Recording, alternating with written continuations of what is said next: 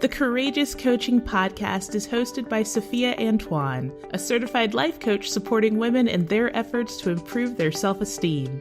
Today we're talking about life, relationships, and everything in between. Take it away, Sophia.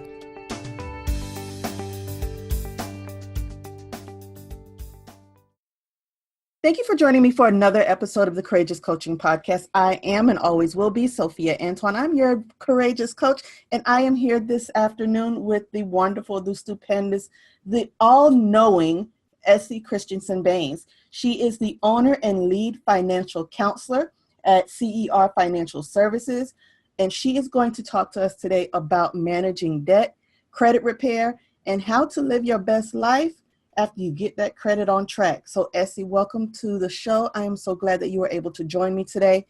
So go ahead and introduce yourself to the folks and have at it. Thank you, Sophia, for the introduction. Hi, everyone. My name is Essie Christensen. As Sophia mentioned, I am the owner of CER Financial Services, and I am your credit specialist. Basically, I'm here to try to educate people as far as what to expect when they are trying to buy a house and they get denied because their credit is not where it needs to be. A lot of people wait until the last minute to check their credit to see if they're where they should be in order to purchase cars, apply for credit cards, or, even buy that house. So I'm here to basically educate you on the do's and the do-nots as far as what to do. First and foremost, the credit bureaus are basically, the three of them are Experian, TransUnion, and Equifax. They report, information that your creditors report to them. Now, all of the information that's being reported are not always accurate. People get the delusion that, I can just dispute everything off of my credit report, and that's not normally true. You can dispute inaccurate information, such as your name, if it's spelled incorrectly, addresses that you no longer receive mail at, and items that's on your credit that is reporting inaccurately, like the balances, the late payments, the paid collections, the accounts that have gone into collections and you weren't notified that it was going into collections, accounts that are sold to other collection agencies and you are not aware of that, and the original creditor is still reporting, and then you have the collection agencies reporting on your credit. All of those are in violation of the credit repair laws. Wow. That's a lot. I didn't know that so many things could be inaccurate on your credit report. I learned something new today. Thank you. Basically, another thing that people are unaware of is that paying a paid collection does not remove it off of your credit report. It does not help your credit report if you've paid a paid collection. It just shows up that the account is paid, it's at a zero balance, but it's still reporting derogatory on your credit report. So then now you have to go back and try to get that account removed. Your best way is that if you have to pay a collection, like let's say if you're trying to get a house and your mortgage broker tells you, hey, you've got these accounts on your credit report that needs to be paid. If you do decide to pay them, you need to have an agreement, like it's called a pay per deletion, that you will pay the account if the creditor or collection agency agrees to remove it or no longer report it as a derogatory account on your credit report. So you basically, you'll go ahead and pay the account, either the full amount or whatever agreement that you come up with them, as long as they agree that they're going to remove it, and you must have that in writing, because 9 out of 10 times they'll say it verbally that they'll do it, you pay, but then they still report it derogatory on your credit report. But if you have it in writing, you can use that to send to the credit bureaus and say, hey, this account needs to be removed because I had an agreement. If I paid them, they were going to remove it off of there. Oh, wow. Okay. So it seems like we do have a little bit of control despite what creditors may want us to think. Yes, you definitely have that. Got you. So say I'm going to, I'm in the market for a mortgage. Okay. I want to get a house. What are the steps that I need to take? Do I seek you out first? Do I pull my credit report from those 3 agencies? Where do I start? You can basically, depending on how far you're out to buy your house, you can do it 2 ways. You can, if you're in an immediate rush to buy your house, and I don't recommend that for any client to do, is that 6 months out of you wanting to buy your house, I would say to either, contact a mortgage broker, have them pull your credit report, or they can contact, myself, or they can pull their own credit reports also. They can do the annual free annual credit report, and they can pull their credit reports from all 3 credit bureaus and see what's on their credit thing. I do not recommend Credit Karma. Credit Karma only reports TransUnion and Equifax, and they are not accurate at all. I've logged into to Credit Karma just to compare. Right. My scores with Identity IQ is who I have my credit monitoring service with, and my Equifax hasn't updated since March of 2018. Right. So, and if you don't look at the fine print and everything else, you're thinking that, oh, wow, your scores are way up there. And it's not, because they don't update, some of them don't update on a regular basis. So it's just that we go out there and we do that stuff. Okay, got you. Okay. And just to let the listeners know, this is a live family-oriented show, and I deal with family-oriented entrepreneurs. So Essie has a son, and oftentimes you hear my puppies barking or you hear my kids talking. So just know this is real life happening in real time. So we just keep pushing as mompreneurs, as entrepreneurs, as everythingpreneurs. We're just going to keep pushing through. So that's what that is. Let's see. So thank you. So you said at least 6 months out, at least try to see what's on your report. And if you can get your score, get your score. Right. Because right now, the way the mortgage market is, to get a good mortgage, a good interest rate and everything else, you need about a 620 and up.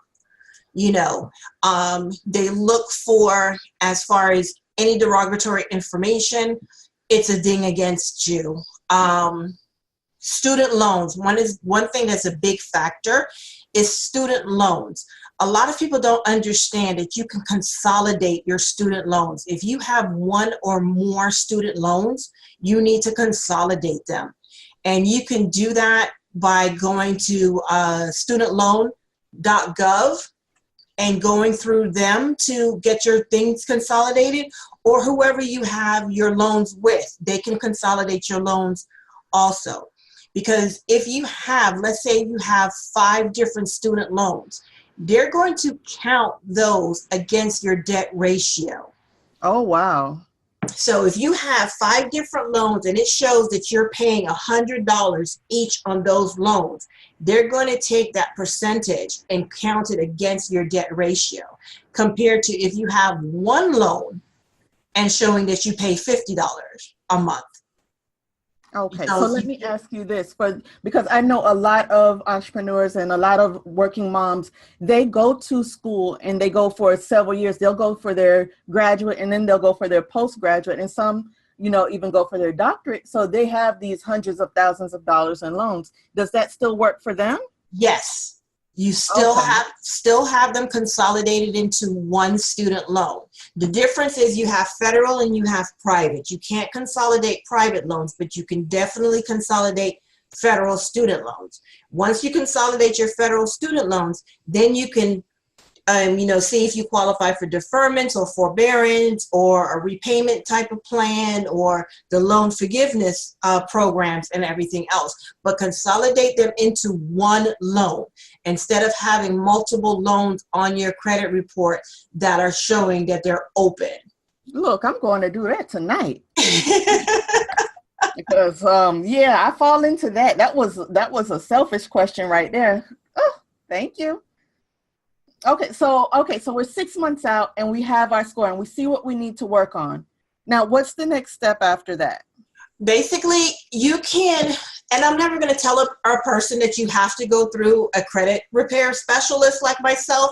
You can do it on your own if you know what you're looking for when you're looking at a credit report.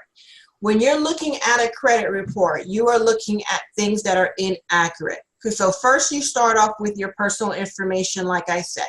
Make sure that your name is spelled correctly. Make sure that your date of birth is on there correctly. Make sure that there's no variation of your social security number. Because sometimes when you apply for credit, either if it's online or on the phone or at Target and they're asking you, hey, do you want to sign up for a Target card to get your $25 off? Right. People will spell your name incorrectly. And that will show up on the credit bureaus. They will input your birthday incorrectly. That will show up also. They will do a variation of your social security number. That will show up also. Even when you apply for apartment complex or health insurance or car insurance, all of those places pull your credit report. And that's how they determine how much money you're going to put down, how much money, how much discount they're going to give you and everything else. Everything is based on that credit score. Okay. Okay. All right. So it's coming together for me now. It's coming together. So then let me ask you this. If once I notice that there's something inaccurate, say my name isn't correct, what's the next step then? If I'm working with you, do I just come tell you, hey, Essie, my name is incorrect on this report. What do I do? When you come to me, if I'm doing it, basically what I will do is I will put a letter together, basically telling them that, hey, my personal information, and how I start off with the letters is, Dear TransUnion, I'm looking over, my credit report and there's inaccurate information regarding my personal profile. These items need to be fixed. My legal name is Essie Christensen Baines, and I spell it out. I put it bold. Then my next thing is please delete any other references to any other name that is not mine, and I never used them before. Okay, so it's important to state that. Yes, very important. You put your name legally, bold, and everything else. Your next paragraph will be if there's inaccuracy with my address. My address should read, such and such, such and such. Your street address, your city, your state, and your zip code. You have to remove all other addresses from my report because they are not deliverable to me by the U.S. Post Office. So if I don't live at that house anymore, how am I getting notified of mail? Gotcha. Okay. So per the FCRA, the information is inaccurate because my information has to be accurate for it to come back to me so I can receive information of mail and everything else. And then I list the inaccurate addresses. These addresses need to be deleted, and send me an updated section of my personal profile on my credit report. They have to do all that? The credit agencies? Yeah. Yes, the credit agencies have to go through. That's interesting because I can guarantee you none of us learned this in school. So this is so helpful and this is so wonderful. So I thank you again for being here because especially in our communities, being women, we're not taught this. We're not told this, and we're left hanging high and dry with all of these bills hanging over our head, thinking that, you know what, the sky's going to fall tomorrow if we don't, get all these payments out, and we can't take care of our kids, and we can't pay our bills, and we can't pay the rent, and we can't live in a good neighborhood simply because no one ever taught us this. Right. And it is the bad thing about it is that we're not taught how to do this. Our parents didn't teach us how, to checks and balances and what credit is and everything else. Right. We get a credit card and we walling out. We realize, hey, you got to pay that credit card. Right. Then you got parents that, okay, well, they can't get a light bill in their name, so they're going to use their child's social security number. Child, talk about it. And mess up the children's, credit and everything. So it's teaching your children. Like my son is 19 years old. My son has 3 credit cards. Everybody's, oh my God, he's only 19 and he has 3 credit cards. Yes, he has 3 credit cards, but his credit score is over 700. Come through, sir. All right. I know who's getting me a nice Christmas gift. Okay. Because I've taught him, like, okay, here's your credit card. That doesn't mean that you max out your credit cards. Gotcha. Charge what you can pay off at the end of the month. If your credit card limit is $300, okay, and at the end of the month you cannot pay off that $300, or at least get it down to 30% of your balance, don't charge $300 on your credit card. Right. If you don't have the money, you don't do it. Don't use it. I've taught him as far as credit cards are for emergency situations or when you go on vacation. It is not an everyday situation for you just to be balling out there, buying food for your friends and doing this and that. No, this is what you need to do. I have a calendar up in his room where, hey, this bill needs to be paid this date, that bill needs to be paid on that date. If you can pay more than your minimum payment, you pay more than your minimum payment on your credit cards. So I've gotten him in the last 2 years, I've gotten him into that pattern as far as making sure he pays his bills on time. Awesome. That is amazing. Now, let me ask you, because you've given us some awesome tips. Do you have any type of written information or any information where we can see this all in one place? I have my website, which is www.crfinancialsvc.com, where you can go in, and I have 2 different platforms with my credit repair. It all depends on people, because some people are more secure, I should say, of paying a monthly fee, because they feel like, okay, if I pay a monthly fee, I'll see something done.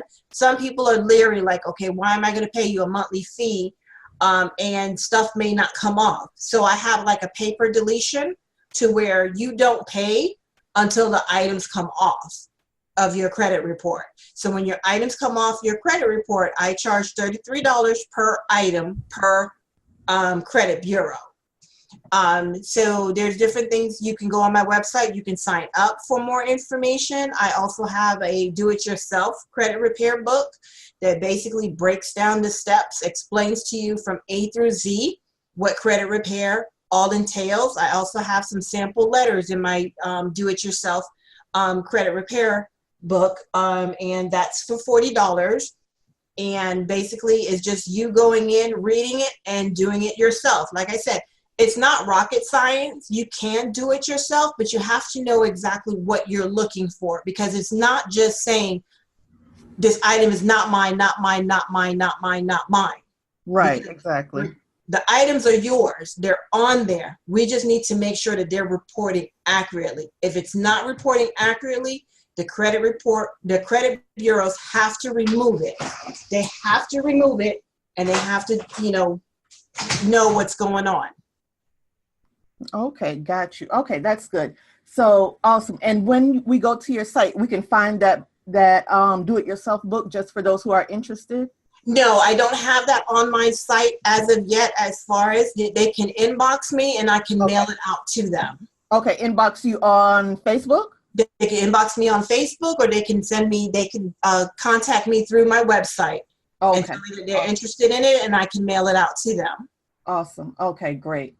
Good. I just want to make sure the bases are covered for those who want to do it themselves, those who want to, go with your services and all that stuff, because what we try to do is make sure we cater to the listener and make sure they can get everything easily accessible as possible.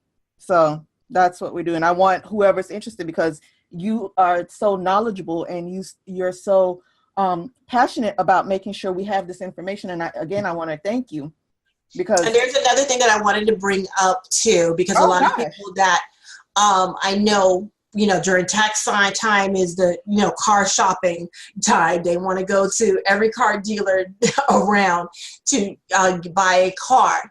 And before, it used to be like, hey, if I go to a car lot, they're going to run my credit. They'll run your credit 50 times trying to find you the best lender around. Those 50 times used to hurt your credit score. Now they've changed it to where if it's within a 30-day period, that it will only it will only be like a one hard inquiry on your credit. Oh, wow. Even though it'll show up on your credit report that you have 50 inquiries, but if it's between that 30-day period, it's only going to affect your credit report as if there's only one inquiry on there. That's I recommend, as far as one thing that I've learned, because I've done it myself, so I'm speaking from experience. I would never buy a car directly from a dealership, going in there and having them run my credit.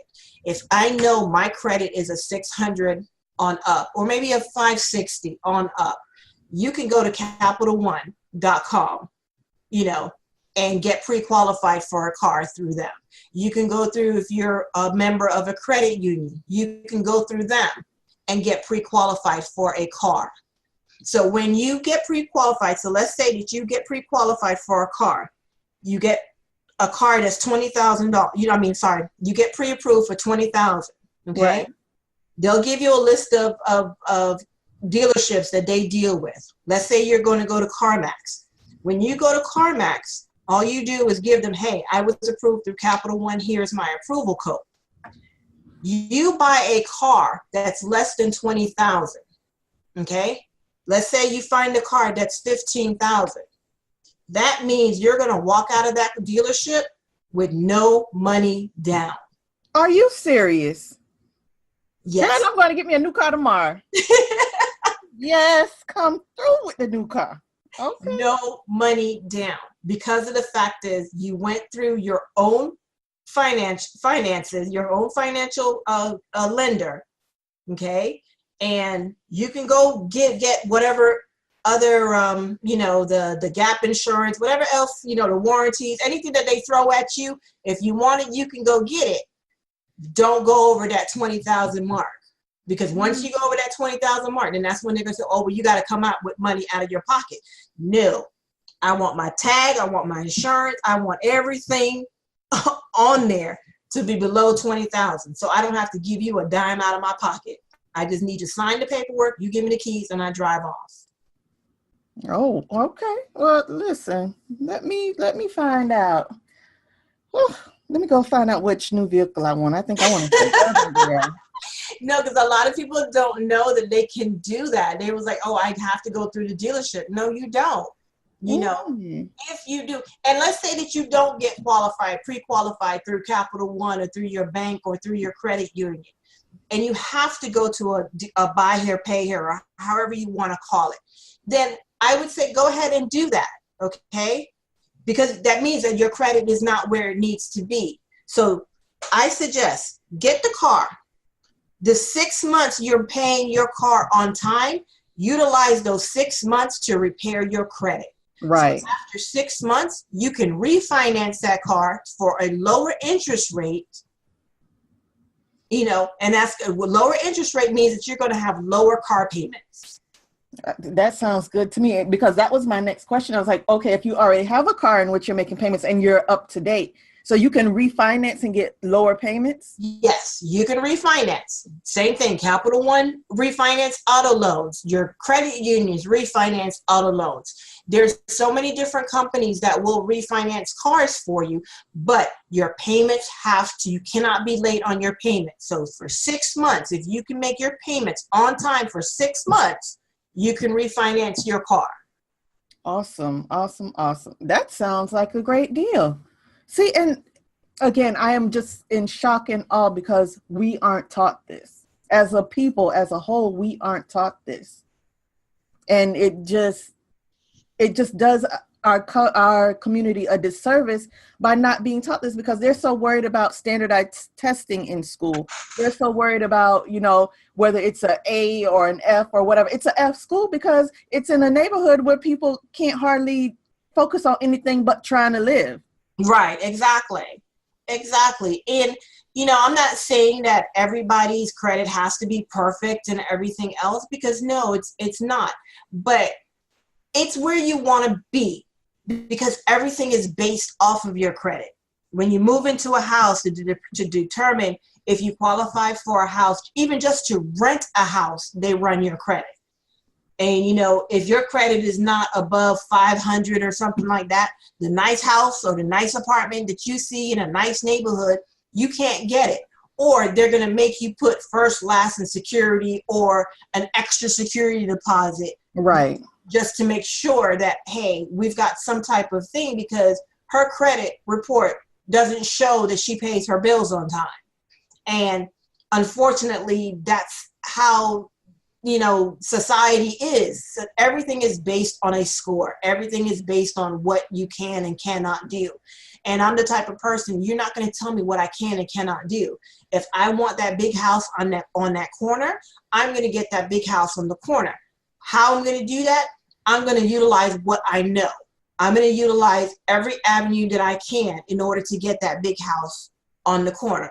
So right. If that's working on my credit to get my credit up to par, if that's having someone, add me to their credit card so I can be an authorized user for that boost on my credit score, I'm going to do that. That's what I'm going to do. So it's different ways to boost your credit. It's different ways to get the things that you want, and not just say, hey, my credit is messed up. Oh, well, because you're not going to get anywhere with the, oh, well, situation, and see everybody bypassing you. And then you say, oh, why can't I get a house? Why can't I do this? Why can I? You can, you have to put in the effort to do it.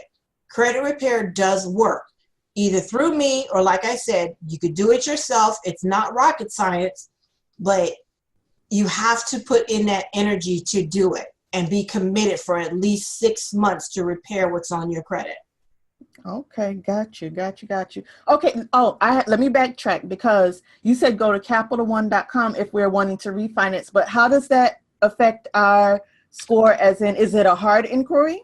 Capital One will do a pre-qualification first. Okay. So they'll do a pre-qual to see if you qualify. Once they do that pre-qual and say, yeah, you do qualify, then you can go in and complete the actual application. That's going to be a hard inquiry. Okay. So either way, whether you do whenever you get the new vehicle, or if you're refinancing your current vehicle, it will end up as a hard inquiry. Yes. Mm-hmm. Okay. But I mean, at least you get a lower payment for your trouble if you're refinancing. Exactly. Okay. And just paying 6 months will help you have a better chance of being approved. Oh, girl, I was going to say authorized. Yes, approved. I just had one of my clients. She was in need of a truck, and we were going through the credit repair situation that her vehicle broke down. So I was like, okay, wait another 30 days. Let's see, where her credit score went. Her credit score went up to I think a 618 to a 620. So she went through her credit union and got pre-qualified through her credit union. And she was like, okay, even though the interest rate was kind of still high through her credit union, but like I told her, pay 6 months. Once you pay 6 months, we can do a refinance with a different company. And when you do the refinances with a different company, like we said, they'll pre-approve you first. They'll see if you pre-qualify for it first. And then it's up to you. You decide, because they're going to come. They'll give you what your interest rate's going to be. They'll give you the terms, and they'll give you the amount of money that you'll be paying a month. You either agree or you disagree with it. Right. So you don't actually have to take it if you don't want to take it.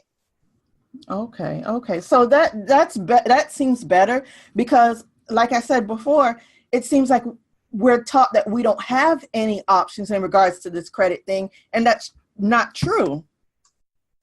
No, there's a lot of options to do it. If you see that there's something on your, let's say things happen, everyday life, there's obstacles.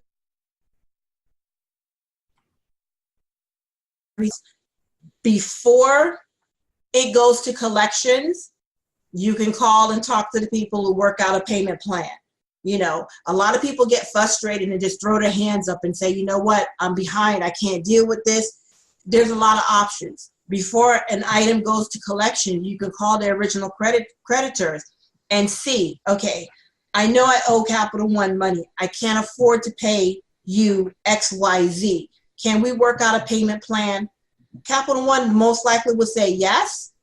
As long as you stick with the payment plan, we'll close your account. But wow. we'll send it to collections. As long as you guys can continue.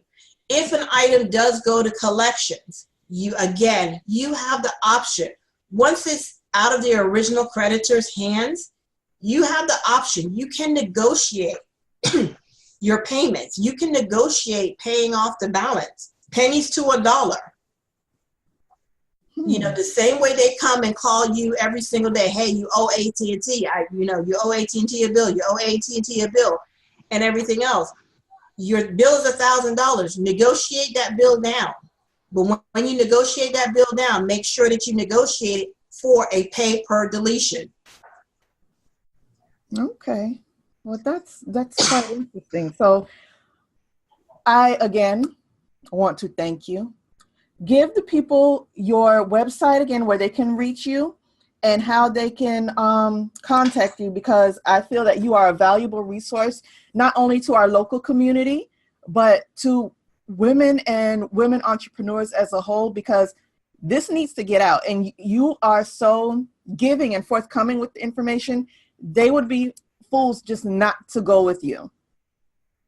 Okay. Again, my name is Essie Christensen Baines. I am the owner of CER Financial Services.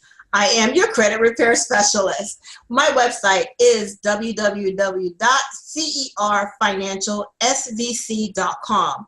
My phone number is 754-600-1179. And like I said, I can be reached at any time.